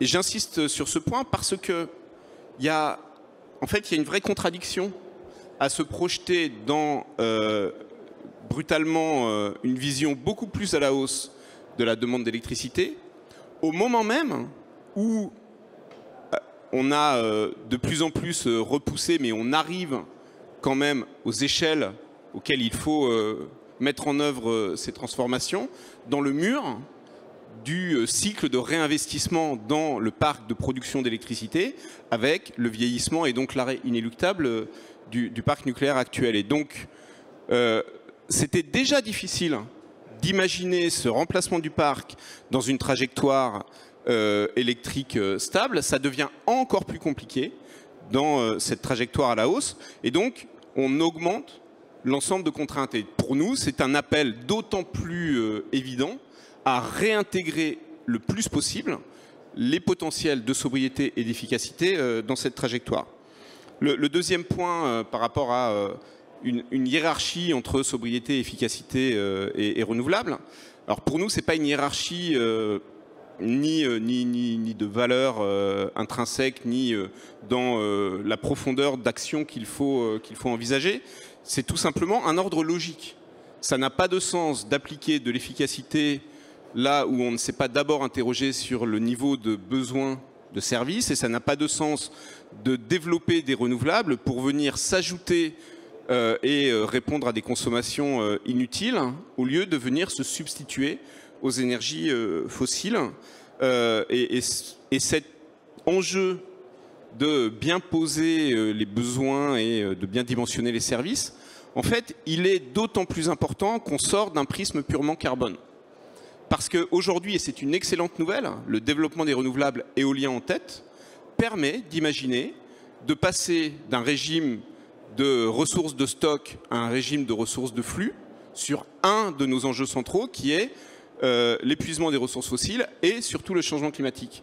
Mais malheureusement, aujourd'hui, par rapport à d'autres ressources indispensables que sont les matières premières minérales, que sont les sols, avec les concurrences d'usage des sols, par exemple, on n'a pas du tout la même capacité à trouver des ressources de flux. Il y a un gros potentiel sur les biomatériaux, il y a un gros potentiel sur le recyclage de métaux, mais on est quand même très loin aujourd'hui de pouvoir imaginer, de pouvoir se projeter dans un 100% renouvelable de ce côté-là. Et c'est ces limites-là. C'est ces limites-là qui viennent nous imposer de penser à la sobriété, parce qu'un système électrique à 700, 800, 900 TWh, certains acteurs dans le débat français poussent jusqu'à une vision à 900 TWh. Et du côté des véhicules électriques pour les batteries, du côté du cuivre pour l'ensemble des systèmes, etc. Surtout si on le transpose dans une vision à l'échelle mondiale. Je ne pense pas qu'il passe. Et d'ailleurs, l'AIE, dans cet excellent document de mai dont Cédric a parlé, a commencé assez largement à pointer cet enjeu. Oui, Marignac, oui. Avant qu'on passe la parole à la salle. Je voudrais dire un mot, parce que tu t'engages sur un terrain miné, si j'ose dire. Il y a un problème, il y a un double problème avec les minéraux.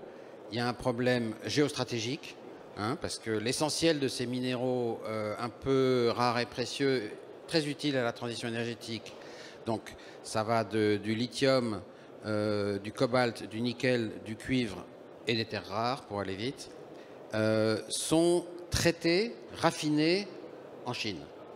Donc là, on a un problème stratégique.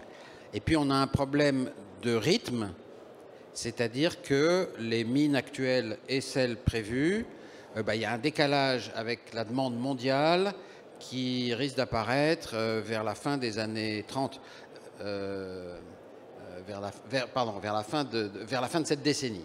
Donc, c'est assez proche. Et donc, il est important de prendre des mesures. Ce n'est en aucun cas, pour moi, une rareté absolue. Et ce n'est en aucun cas... Qu'est-ce que vous appelez une rareté pas absolue? On manquerait... On trouvera d'autres ressources Bien sûr. Bien sûr. Dans la croûte terrestre, il y a 1000 fois ce dont on a besoin. D'ailleurs, Emmanuel Macron vient d'ouvrir la porte à des exploitations maritimes. Oui, après, il faut trouver les endroits où la concentration n'est pas totalement négligeable. Mais on a beaucoup appris. Par exemple, pour le cuivre, on exploite des rendements, des gisements avec moins de 1%. On avait démarré au tout début avec des gisements à 30%. Et quand on est passé là en 15 ans de 2,5% à 1% de teneur dans les minerais, on n'a pas augmenté la consommation d'énergie. C'est-à-dire que le progrès technique a permis de faire ça avec la même quantité d'énergie. Et maintenant, dans les mines, on fait de plus en plus ça avec de l'énergie renouvelable. Donc, il n'y a pas d'effet boule de neige sur les émissions de gaz à effet de serre. Ça, c'est faux. Et en termes d'occupation des sols, j'ai montré la semaine dernière une courbe que j'ai créée à partir d'un document qui est paru cet été de l'Institut des études environnementales japonaises, qui, pour la première fois, mettait en regard l'ensemble des extractions de la transition énergétique, des extractions de roches, hein, pas des kilos de minerais, mais bien des tonnes de roches, avec l'extraction actuelle des fossiles, et notamment du charbon. Et ce qui est intéressant, c'est que l'extraction dans les transports augmente, parce qu'effectivement, pour les batteries, il faut plus de minéraux qu'il ne faut de minéraux pour faire du pétrole. Mais dans la production électrique, c'est exactement l'inverse. C'est-à-dire le solaire et l'éolien consomment finalement beaucoup moins de roches extraites que le charbon, mais beaucoup moins. Donc au final, et quand on met les deux ensemble, on s'aperçoit que l'extraction minière dans la transition énergétique n'augmente pas, elle diminue. Alors ça ne veut pas dire que du point de vue de l'environnement... Vous disiez c'est une étude japonaise? C'est une étude japonaise, oui. Watari et Hall, je vous donnerai la référence exacte si vous voulez. Volontiers. Donc, ça ne veut pas dire que c'est pareil sur tous les plans de l'environnement, hein. Je ne dis pas que ça répond à tous les critères sur l'état des sols et tout ça. Je ne dis pas ça. Je dis le volume diminue, ce qui est quand même pas négligeable. L'idée qu'on va devoir, pour la transition énergétique, passer le monde au concasseur et dévorer des surfaces toujours plus grandes est une idée fausse. Et aujourd'hui, pratiquement toutes les batteries électriques de nos véhicules proviennent d'une mine de lithium en Australie. Une mine, pas des centaines de mines de charbon, une mine. Alors Yves Marignac, très rapidement, non, mais juste après Thomas d'une phrase, je n'ai surtout pas voulu dire que la transition au sens de transfert de process et de ressources allait être intrinsèquement plus consommatrice et plus problématique. Ce que j'ai voulu dire, c'est que penser le transfert de techno et de filières sans penser la maîtrise des consommations déplace le problème à la fois des ressources, des limites et des tensions. C'est-à-dire, moi, je ne rêve pas d'un monde où demain, au lieu de tensions autour des nœuds pétroliers, on a des tensions autour des nœuds lithium ou cobalt.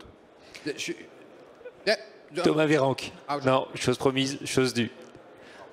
En plus, Thomas se tient très sagement. Oui, moi je suis très sage parce qu'en réalité, j'attends mon heure pour le 25 et je sens que... Voilà. Je vais confirmer très brièvement deux choses. La première, c'est que c'est vrai que nos trajectoires de consommation sont en rupture avec les dernières. Dans les dernières, il y avait plein d'énergies fossiles. Et là, maintenant, il n'y en a plus. C'est même quasiment un miracle que ça augmente pas plus vite. C'est qu'il y a beaucoup d'efficacité énergétique dans la trajectoire. Donc, dans les dernières, il n'y avait pas d'hydrogène. L'hydrogène, ça prend beaucoup d'électricité. Et même si on ne fait pas les visions hydrogène plus, hein, même la vision hydrogène classique de la France, là, à 50 TWh, elle est consommatrice d'hydrogène. Et dans ce cas-là, on utilise l'hydrogène que pour l'industrie et la mobilité lourde. Et on n'a pas les chauffages hydrogène, etc., hein, qui sont en train de faire florès dans une partie du débat. Donc tout ça, ça prend de l'électricité. Il y avait moins de véhicules électriques.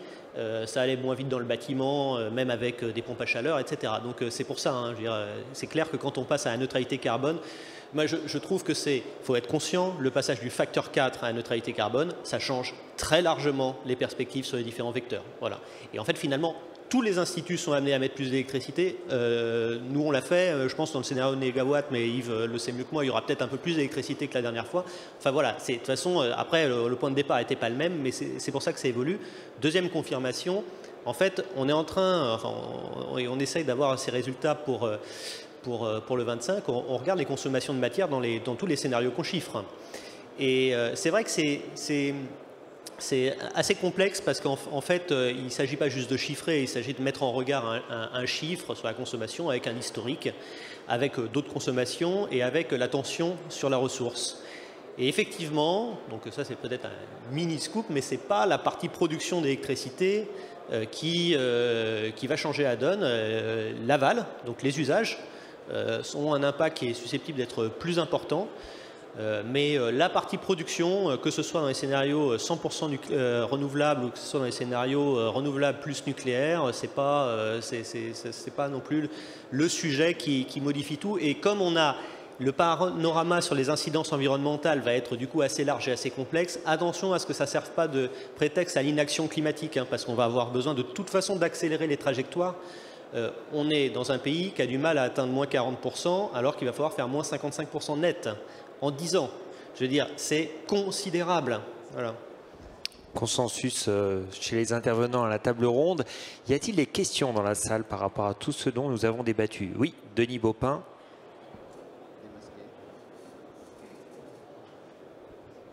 Oui, c'était une question pour Thomas Véranque sur les scénarios du RTE sans scoop, mais sur la façon, puisque c'était à l'horizon 2050, sur la façon dont sont pris en compte les impacts du dérèglement climatique pour les différentes sources d'énergie. C'est-à-dire que l'hydraulique, on peut imaginer que les pluies, les niveaux de pluie vont avoir un impact sur le solaire, sur l'éolien et évidemment aussi sur le nouveau nucléaire, sur la capacité à refroidir des réacteurs nucléaires qui seraient construits et qui dureraient probablement jusqu'à 2100 s'ils étaient construits. Donc comment tout ça est pris en compte dans le scénario de RTE, dans la faisabilité des différentes technologies? Merci de la question, parce que la partie qui nous a pris le plus de temps dans ce travail, ça a été d'intégrer des trajectoires de réchauffement climatique. Je pense que c'est la première fois qu'on fait un exercice de prospective avec une dérive climatique. Donc on regarde sur deux scénarios, le RCP 4.5 et le RCP 8.5. Donc le RCP 8.5, pour se faire malheureusement peur, mais ça nous permet de nous... RCP, on peut peut-être préciser, je ne suis pas sûr que tout le monde... Ce sont les deux trajectoires du GIEC. Le 8.5, c'est un non-respect total des objectifs climatiques, c'est-à-dire un peu une sorte de business as usual. Et le RCP 4.5 nécessite une inflexion déjà significative, mais tout de même insuffisante pour respecter l'accord de Paris. Donc on regarde avec ces deux scénarios-là. Et finalement, il y a des influences sur à peu près toutes les filières qui seront discutées dans le rapport, avec des sujets. Il y aura des sujets sur lesquels on pourra conclure et d'autres sur lesquels on ne pourra pas, au sens où on est dans des zones d'incertitude, notamment si on est en 2050-2060. C'est notamment le cas sur tout ce qui est stress hydrique, qui est très compliqué, parce qu'en plus on a des cours d'eau qui n'obéissent pas aux mêmes, qui se comportent très différemment. Il y en a certains pour lesquels il n'y a pas de sujet identifié, d'autres pour lesquels il y a un vrai problème. Et donc tout ça, quand on regarde quelque chose de moyenné, on a tendance à pas trop le voir, donc il faut aller zoomer sur les queues de probabilité. Et c'est ce qu'on essaye de faire, mais il y a bien, on prend bien le sujet aussi sous l'angle de l'adaptation, en se disant de toute façon, comme on reconstruit un système électrique dans tous les cas de figure, il faut d'emblée le penser comme adapté à la situation climatique qui sera celle à laquelle malheureusement on aura à faire face. Alors Xavier Pichazik disait hier, il y a quelque chose avec lequel on ne transige pas, c'est la sécurité et l'approvisionnement. J'imagine que ce que vous évoquez, qui fait écho donc à la question de Denis Baupin, sur l'impact du réchauffement climatique, vous disiez qu'il y avait un problème particulier sur le stress hydrique. Les réseaux énergétiques en Europe sont de plus en plus interconnectés. Ça veut dire que est-ce que vous êtes allé même voir au-delà de nos frontières pour voir quels seraient les effets sur tel ou tel fleuve, par exemple, en regard avec ce qui se passerait, donc la conséquence avec la France? Parce que finalement, à la fin, c'est la quadrature du cercle. C'est plein d'équations. On a bien un modèle européen, hein, heureusement, parce que de toute façon, le système électrique est déjà interconnecté, donc on ne peut pas le modéliser en étant en France isolée. L'analyse du changement climatique, je ne vais pas vous mentir en vous disant que j'ai fait une analyse approfondie des régimes hydriques en Pologne. Ce n'est pas le cas. En revanche, on a essayé de prendre en compte vraiment tout ce qu'on avait sur l'étagère et faire un scénario donc avec notre modèle, faire une coupe, etc. Ça prend environ 2 mois. La traduction des modèles météo, des modèles climatiques de Météo France, leur comparaison qu'on a fait avec l'Institut Pierre-Simon Laplace par rapport aux autres modèles climatiques pour essayer de prendre la mesure de où ils se situaient, et la traduction dans toutes les variables du système électrique, c'est-à-dire des vitesses de vent par point du territoire, des ensoleillements, de l'hydraulicité, etc. Ça nous a pris 3 ans, voilà, pour 2 trajectoires climatiques. Donc en fait, c'est ça qui est le plus long. Et en fait, je le redis, hein, on aura un certain nombre de messages clairs et un certain nombre de points d'interrogation dans ce rapport sur la partie adaptation. Ce n'est pas un scénario absolu. Autre question, oui. Nicolas Wolf, si on peut lui amener un micro. Merci. Messieurs, je vous félicite de ce débat passionnant et inspirant, je dirais. Et moi, j'ai une remarque sur les scénarios qu'on va découvrir donc le 25, qui sont tous des scénarios avec des défis à relever, y compris pour notre filière éolienne. Ce qui me frappe aujourd'hui, c'est qu'on explique assez peu les difficultés industrielles de la filière nucléaire et l'incapacité de cette filière à rapidement mettre en œuvre en fait, des solutions qui seront validées ou pas. Et je pense qu'il faudrait absolument clarifier ce point parce que la grande majorité des Français croient encore que la solution est dans la technologie nucléaire qui arrivera quoi qu'il arrive et qui sera facilement mise en œuvre. Alors qu'en réalité, on voit bien que la filière elle-même avoue, et ça c'est public, qu'elle aura de grandes difficultés à monter en puissance, d'où la limitation en fait dans le mix. Et je pense qu'il faut clarifier cela parce que l'opinion aujourd'hui n'est pas du tout clairvoyante sur ce point. Alors Nicolas, je rebondis sur ce que tu viens de dire parce que en réalité, je crois que le travail des 2 ans de concertation qu'on a fait a joué un grand rôle pour expliciter les différentes contraintes de nature industrielle, puisqu'elles sont même tracées dans des documents publics que tout le monde peut consulter. Je pourrais retourner ta question en te disant que pour un certain nombre de personnes qui travaillent dans la filière nucléaire, nous avons fait ce travail uniquement pour la filière nucléaire et nous ne l'aurions pas fait pour les autres filières. Donc nous aurions eu une certaine asymétrie qui aurait été dans un certain sens. Bon, je crois qu'il je préfère que la filière nucléaire ait été explicite et je les remercie de l'avoir fait dans le cadre de la consultation sur ce qu'étaient des rythmes envisageables. Donc effectivement, déjà je crois que ça conduit à traiter très différemment la question du nucléaire historique et du nouveau nucléaire. Sur le nouveau nucléaire, on a dans le rapport de manière assez claire les trajectoires qui sont possibles et les conditions pour y parvenir. Nous avons explicité que la proposition industrielle la plus haute consistait à avoir un parc de 50 gigawatts à long terme. C'est donc plus petit qu'aujourd'hui et ça structure effectivement tous nos scénarios. Mais toutes les personnes, et tu en fais partie, qui ont participé à notre concertation savent que pour une partie des gens, finalement, qui ne sont pas aujourd'hui industriellement au sein de la filière du nucléaire, il y a la possibilité d'aller beaucoup plus haut. Et donc, on nous a demandé de regarder des scénarios à 70, 80, 90 et 100. Si nous ne l'avons pas fait, c'est parce que nous estimions que les hypothèses de rationalité industrielle sous-jacente n'étaient pas respectées. Yves Marignac. Oui, merci de cette question parce qu'elle est, évidemment fondamentale, en particulier dans la séquence que le gouvernement, par les différents signaux qu'il envoie, est en train visiblement de mettre en place dans la perspective de la campagne présidentielle. Faut pas s'en cacher. À Négawatt, on a depuis longtemps souligné à la fois l'insécurité que représente dans la trajectoire électrique la présence prolongée à travers le grand carénage, etc., de réacteurs vieillissants, avec, les incertitudes techniques sur la mise en œuvre des prolongations, les incertitudes sur la rentabilité et donc sur le fait que EDF, à un moment donné, si les mécanismes de financement ne sont pas là, retire la prise, comme on l'a vu comme on a vu d'autres exploitants nucléaires le faire dans d'autres pays, particulièrement aux États-Unis, alors même que certains avaient déjà obtenu le droit de prolonger l'exploitation de leurs réacteurs jusqu'à 60 ans. Donc c'est un facteur d'insécurité à travers le nucléaire existant, et c'est un grand facteur d'incertitude à travers le nouveau nucléaire. Les projections qui sont faites sur les dates à laquelle des réacteurs seront livrés et disponibles, le moins qu'on puisse faire sur la base du retour d'expérience de Flamanville 3, c'est de leur mettre un énorme point d'interrogation, quelle qu'elle soit d'ailleurs, quelle qu'elle soit.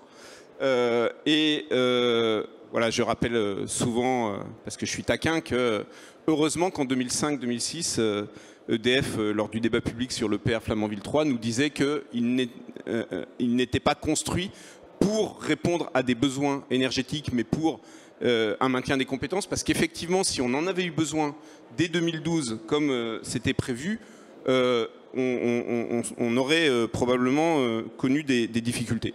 Donc ça, c'est un point important, et il faut souligner, même si, je remercie ici publiquement Thomas de l'effort de RTE pour effectivement donner droit aux remarques que l'on a pu faire de ce type-là, interroger dans ce cadre l'ASN et donc clarifier tous ces enjeux et essayer de les prendre en compte méthodologiquement dans la réflexion. On a quand même un vrai problème de fond qui est que l'incertitude que génèrent les renouvelables, qui est beaucoup plus diffuse, qui est en fait beaucoup plus probabiliste et donc beaucoup plus probabilisable, entre beaucoup mieux dans la méthodologie vis-à-vis du critère de sécurité d'approvisionnement des exercices RTE, que le type d'insécurité ou d'incertitude que j'évoque ici sur le nucléaire, qui rentre maintenant dans la méthodo, mais Thomas me corrigera si je me trompe, plutôt en mode stress test. Mais du coup, il y a une vraie dissymétrie dans la manière dont l'exercice regarde ces deux risques. Et puis, d'un mot, je finis en disant que les problèmes de la filière nucléaire ne sont pas que cela. Moi, je trouve que le débat aujourd'hui, en se focalisant sur la question du carbone et sur la caractéristique production décarbonée du nucléaire, occulte non seulement la question du risque d'accident, qui est quand même présente et majeure, mais occulte aussi toute la question du support industriel, des usines, des entreposages et des déchets. Fukushima, ça commence à faire un petit bout de temps, on a tendance à l'oublier. Oui, la SN rappelle régulièrement que ça peut arriver à tout moment sur n'importe laquelle de nos installations, et je ne parle pas que des réacteurs, je parle aussi de la Hague par exemple. Mais il y a aujourd'hui, en toile de fond, dont on ne parle jamais, une saturation des entreposages de combustible, de plutonium, une accumulation de matière et des usines vieillissantes qui font aussi partie des difficultés qu'il faudrait mettre dans le débat. Alors, une dernière question pour Jean-Yves Grandidier. On a commencé avec quelques minutes de retard, donc je me permets de mordre un petit peu. Merci. Dans la prolongation de ce que vous disiez sur les incertitudes concernant le nucléaire, il y a par contre par rapport à l'anticipation, est-ce que vous avez suffisamment anticipé les progrès vont amener la technologie? Et là, on est au colloque national éolien, donc je vais rester sur l'éolien. Je sais que j'ai passé une matinée un dimanche avec Thierry pour discuter de l'offshore, de votre scénario. Et effectivement, ce que vous proposez en termes de puissance de machine à l'horizon 2030 n'est pas du tout en phase avec ce qu'on aura. On aura des machines beaucoup plus puissantes que ce qui était prévu au départ. Donc je pense que ça a été rectifié. Mais même si ça a été rectifié, je ne suis pas sûr qu'on anticipe suffisamment le progrès technologique incrémental qu'il va y avoir, et je ne parle pas de rupture. Et là, je m'adresse à Thomas Vérinck. Est-ce que vous avez prévu que les machines éoliennes offshore, elles feront plutôt 20 mégawatts et pas loin de 300 mètres de diamètre en 2035, quoi? Est-ce qu'on est là? Parce que on mélange les torchons et les serviettes, où il y a deux poids deux mesures. On met dans des scénarios des SMR dont la technologie est complètement de rupture et qu'on ne connaît pas. Et de l'autre côté, on n'est pas un petit peu optimiste ou un petit peu sur ce qui est capable de faire nos technologies renouvelables, et je parle en particulier l'éolien, en termes d'innovation et de développement technologique incrémental, qui fait qu'on aura peut-être des moyens beaucoup plus importants à notre disposition à l'horizon de 15 ans en particulier. Thomas Vérinck. Alors, on intègre bien du progrès technique dans les scénarios sur les machines éoliennes, hein, sur les panneaux solaires. Donc oui, on intègre aussi des effets qui vont dans l'autre sens, sur les régimes de vent, sur les effets de sillage, etc. Il y a plein de questions qui sont ouvertes là-dessus. J'ai tendance à penser, enfin bon, on a forcément, et notamment sur l'éolien offshore, un facteur de charge qui est très important, donc vous ne serez pas surpris par les facteurs de charge dans nos scénarios. Il y a toujours une question méthodologique sur le progrès technique, hein. Est-ce qu'on prend une vision optimiste, auquel cas on peut avoir tendance à se rassurer, ou est-ce qu'on prend une vision peut-être un petit peu en dessous, un petit peu pessimiste, histoire de créer un scénario qui est plus résilient à un certain nombre de choses? Ça, c'est un vrai débat de toutes les personnes qui font des scénarios. J'ai l'impression qu'on a tiré un peu au milieu entre ces deux choses-là, mais bon, je vous en laisserai juge. Mais tant qu'on est sur l'éolien offshore, et pour être moi aussi assez taquin, la question du rythme, elle n'est pas là que pour le nucléaire, hein. Je veux dire, aujourd'hui, l'éolien offshore, si on décide d'un projet aujourd'hui, il n'est pas là avant la décennie 2030. Et donc, ce qui est vrai pour le nucléaire sur la décision de nouveaux réacteurs qui arrive au mieux en 2035, c'est pas complètement, on n'est pas si loin que ça dans les délais pour de l'éolien offshore. Et ça, dans les scénarios, c'est un véritable sujet. C'est-à-dire que un certain nombre de filières qui sont capables de délivrer beaucoup de productibles décarbonés ont des délais de mise en route qui sont longs. Voilà. Et on est donc, moi je pense que quel que soit le scénario qui sera choisi finalement d'ailleurs les pouvoirs publics ne choisiront probablement aucun des scénarios, hein, mais quelle que soit la configuration énergétique qui sera choisie, on aura à traiter la question du délai. Parce que c'est super de faire des scénarios qui sont neutres en carbone, mais si en fait on s'aperçoit que dans la décennie 2020 on n'a aucune faculté d'accélération, on va avoir une véritable difficulté. Merci à vous, messieurs, pour ce débat très intéressant qui, effectivement, a suscité beaucoup d'intérêt. Je l'ai bien senti dans la salle. Merci à vous d'avoir participé. Je pense qu'on peut les remercier.